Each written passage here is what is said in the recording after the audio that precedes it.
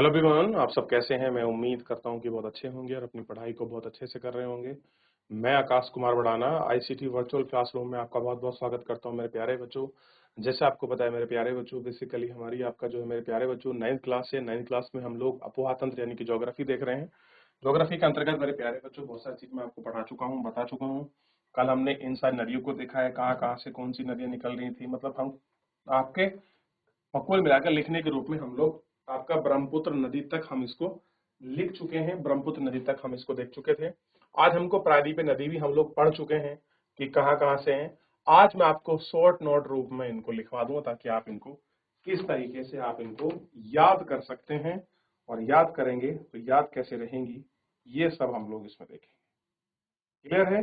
सबसे पहले ये आपको ध्यान रखना है। क्लियर है? तो आइए आगे बढ़ते हैं, और आगे बढ़ के सबसे पहले हम शुरू करते हैं इनके विषय में कि क्या हमको कैसे किस तरह से देखना है, कैसे कुछ करना है, ये थोड़ा सा ध्यान रखिए।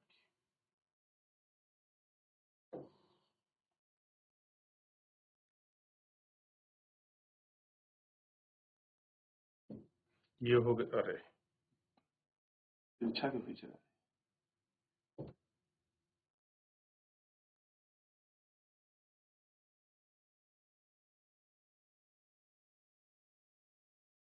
ये हो गया आपका नदी का वाला खाना, बल्कि नदी तो ज्यादा बड़ा। ये हो गया उसका। अरे ऐसे छोड़ दिए,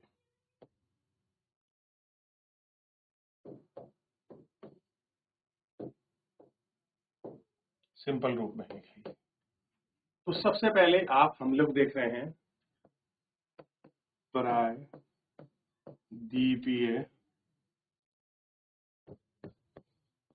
नदियां। क्लियर है? प्रायद्वीपीय नदी, और प्रायद्वीपीय नदी में सबसे पहले हम लिखेंगे गोदावरी नदी को। और गोदावरी जो नदी है इसका जो उद्गम स्थल है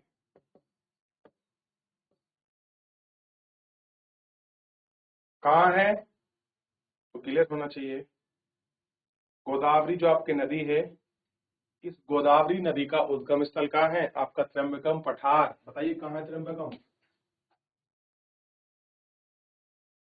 कहाँ है त्र्यंबकम पठार? ये आपको देखना है। तो भैया मैं ये सब नहीं लिख रहा, सिंपल शॉर्टकट में लिख रहा हूँ कि कहाँ से निकलती है। ये आपका त्र्यंबकम से निकलती है, त्र्यंबकेश्वर। त्र्यंबकेश्वर पहाड़ी।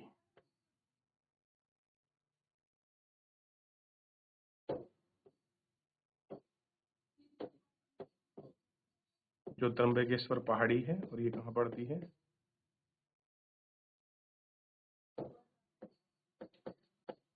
महाराष्ट्र में पड़ती है। क्लियर है? त्र्यंबकम पहाड़ी महाराष्ट्र। और लंबाई आपको पता होनी चाहिए, जो उसकी लंबाई है वो कितनी है? 1465 किलोमीटर। 1465 किलोमीटर।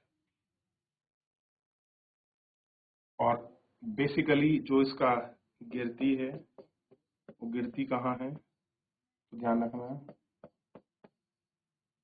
बंगाल की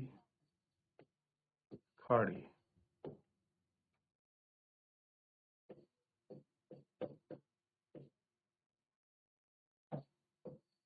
वेनगंगा,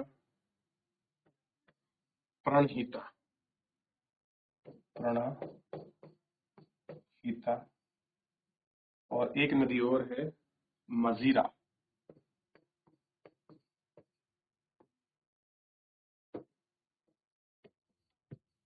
मजीरा, ये सब इसकी सहायक है। ये सब क्या है? इसकी सहायक। क्लियर है? उसी नदी पर आगे बढ़िए। और दूसरी जो नदी है वो नदी है कृष्णा। कृष्णा नदी। और आप जानते हैं ये जो कृष्णा नदी है ये कहाँ निकलती है, कहाँ से? कृष्णा नदी की लंबाई ध्यान रखना, ये लगभग 1400 किलोमीटर लंबी है, 1400 किलोमीटर। और ये जो कृष्णा नदी है ये कहाँ निकलती है? महाबलेश्वर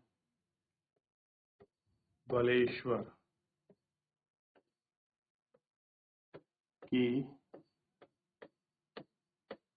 पहाड़ी। और ये कहाँ पड़ता है? ये भी महाराष्ट्र में पड़ता है। क्लियर है? महाराष्ट्र में ही ये आपका पड़ता है।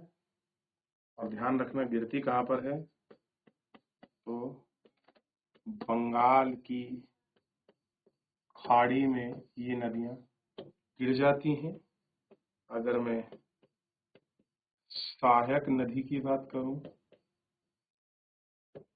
सहायक नदी की, तो ध्यान रखना बंगाल की खाड़ी की जो सहायक नदियां हैं वो है तुंगभद्रा, भीमा, कोयना, प्रभा घाट। तो तुंगभद्रा,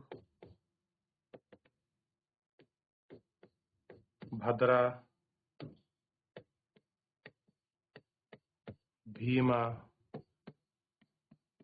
सियाना यानी कोयना,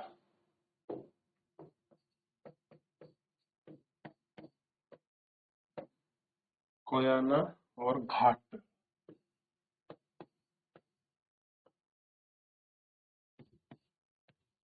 ये सब इसकी सहायक है।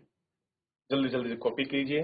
30-30, 40-40 सेकंड लेंगे हम लोग एक को कॉपी करने में, ये आपको ध्यान रखिए।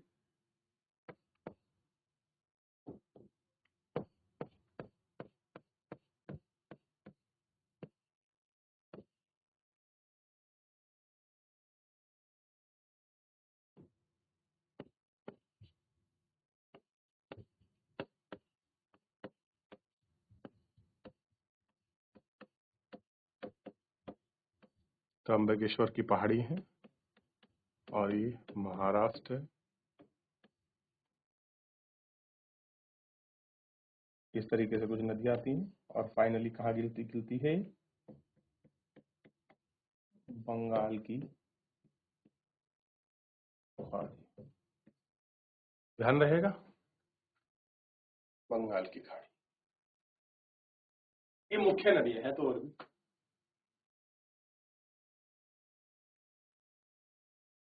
चलिए हो गया। अब इसको देखिए, ऐसे ही ये क्या है?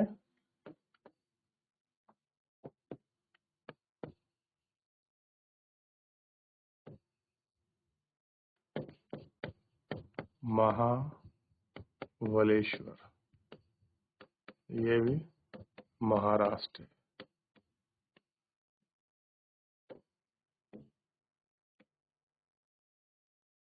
कुछ इस तरह से मिल ली और ये अपना आउटफिल देख लिया।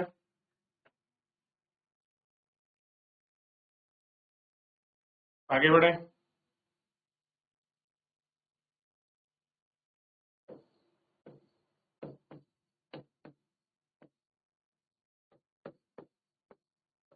कावेरी नदी,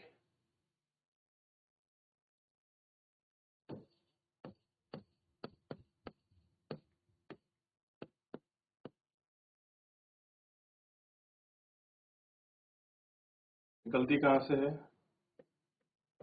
ब्रह्मगिरी,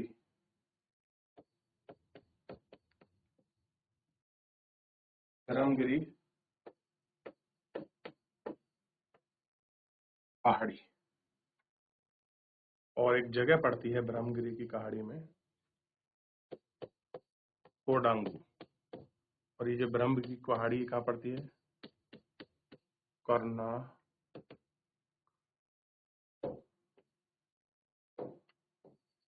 कर्नाटक।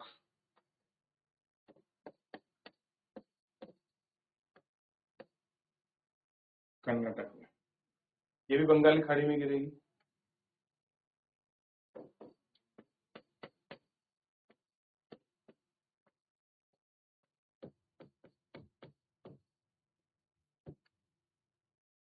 बंगाल की खाड़ी। और सहायक नदी कौन सी है? हेमवती। हेमवती के बाद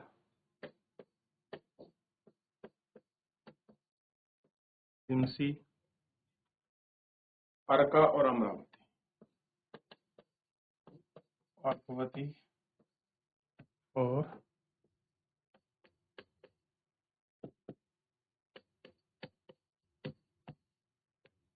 अमरावती। क्लियर?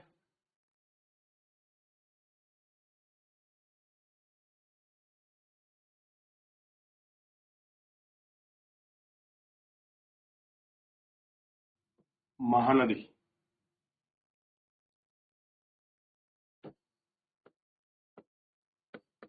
585 55 5 858 858 किलोमीटर है। और ये निकलती कहाँ से है? थोड़ा इसका आप ध्यान रखें। महानदी का सहवा पहाड़ की पहाड़ियां, सहवा की पहाड़ी। और ध्यान रखना जगह पड़ती है धर्तरी,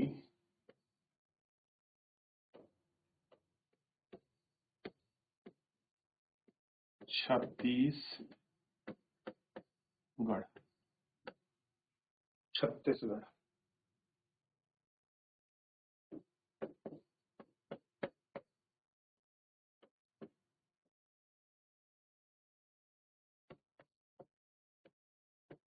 बंगाल की खाड़ी, शिवनाथ,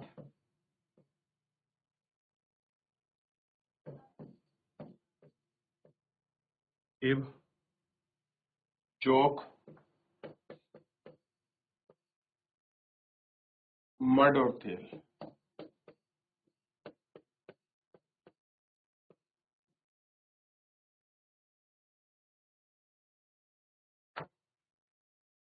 ये इसकी सहायक है, यहां से निकल रही है। क्लियर है? अब मैं एक काम छोड़ रहा हूं जो आपके लिए करना है। किन किन राज्यों से बहती है?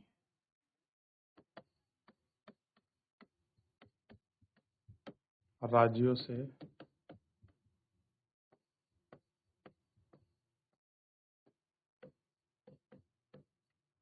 बहती है, ये आपको देखना है। किन किन राज्यों से बहती हैं ये आपको खुद देखना। महानदी किन राज्यों से बह रही है, और तुम्हारी जो कावेरी नदी है और कृष्णा है और जो आपकी गोदावरी है, इन सबको आपको स्वयं देखना है किन किन नदियों से बह रही है। ठीक है?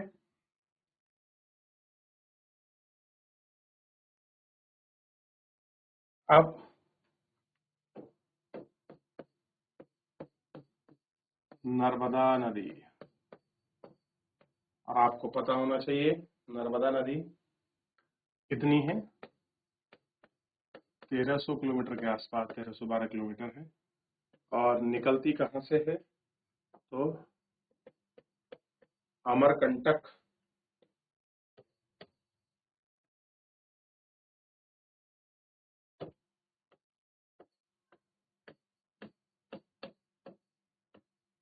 अमरकंटक की पहाड़ी और अनूपपुर डिस्ट्रिक्ट है।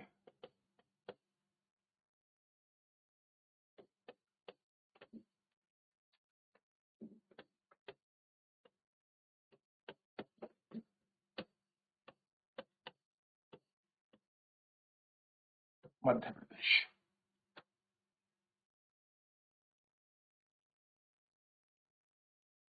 गिरती कहाँ है? अरब सागर, यानी कि पश्चिम की ओर बहने वाली नदी है, ना कि पूर्व की ओर। तवा इसकी सहायक है, वरना इसकी सहायक है, और शेर इसकी सहायक। शेर जो है वो भी इसकी सहायक है, और शक्कर और हिन्ना।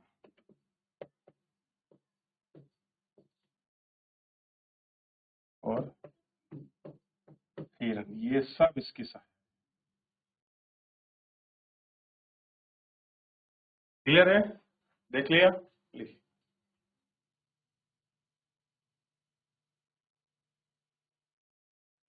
तापी नदी को देखेंगे, और तापी की लंबाई आपको पता होना चाहिए 724 किलोमीटर के आसपास। एग्जैक्ट नहीं है, लेकिन इतने के आसपास है किलोमीटर।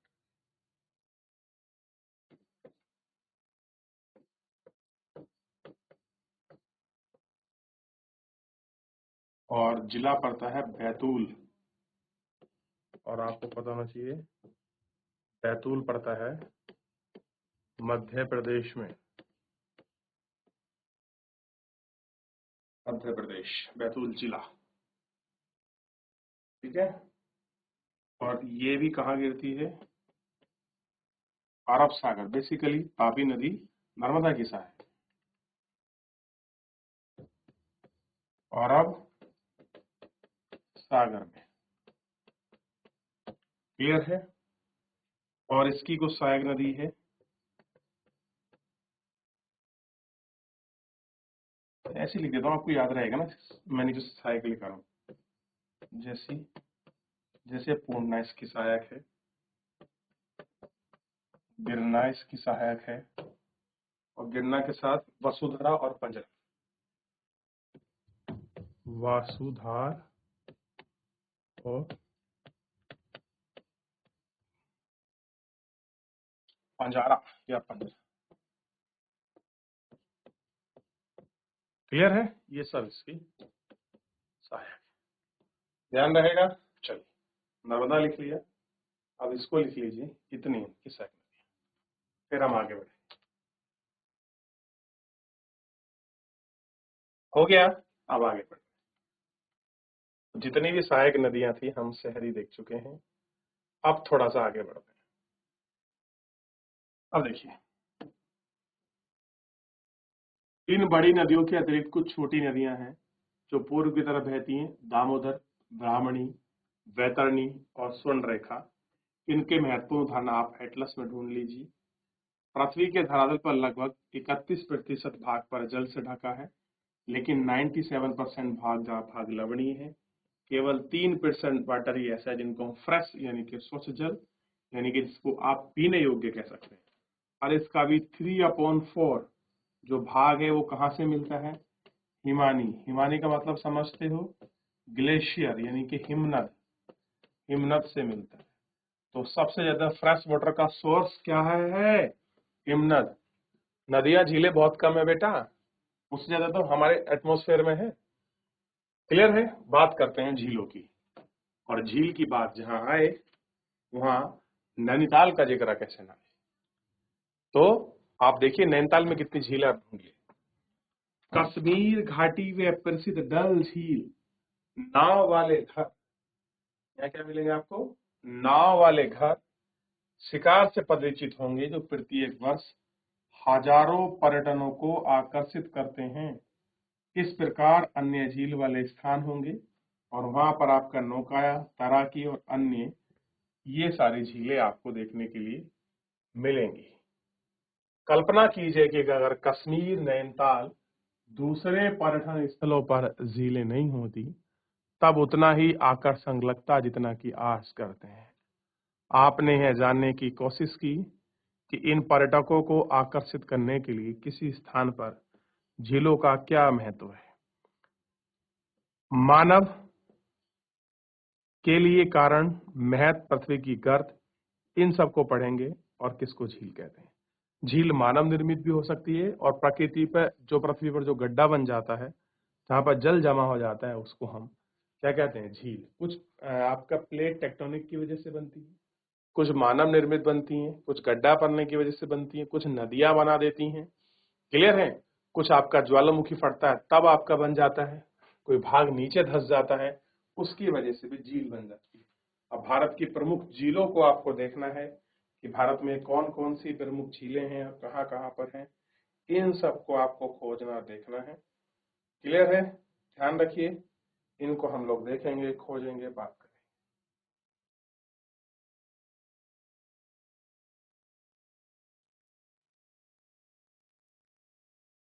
चलिए आगे देख रहे हैं।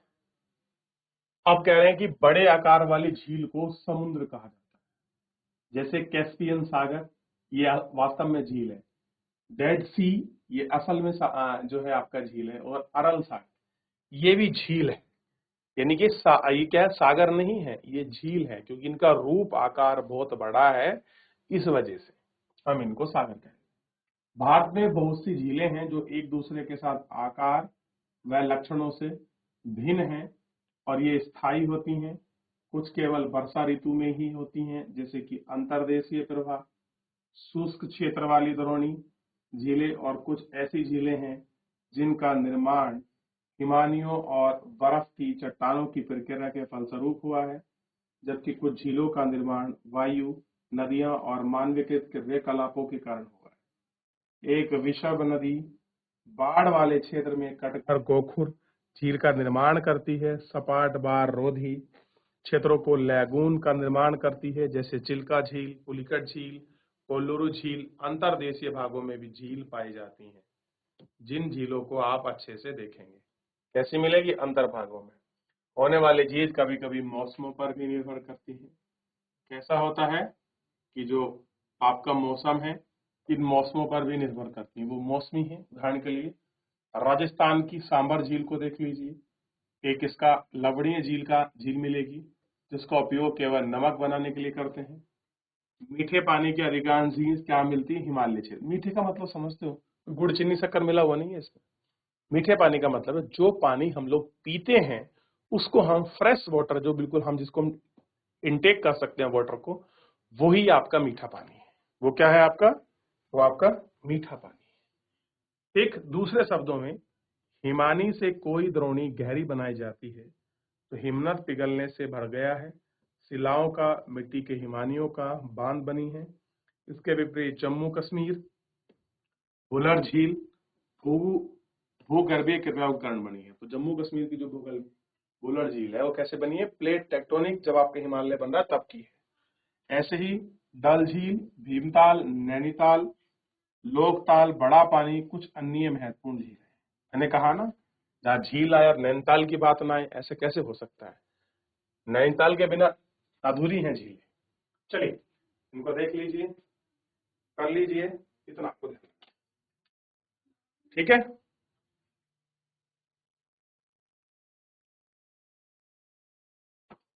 तो इस तरीके से हमने नदियों को, प्रायद्वीपीय नदियों को, हिमालय नदियों को देखा। कुछ झीलों को हम कल पढ़ेंगे। फिलहाल आज के लिए इतना ही। मिलते हैं नेक्स्ट लेक्चर में। धन्यवाद।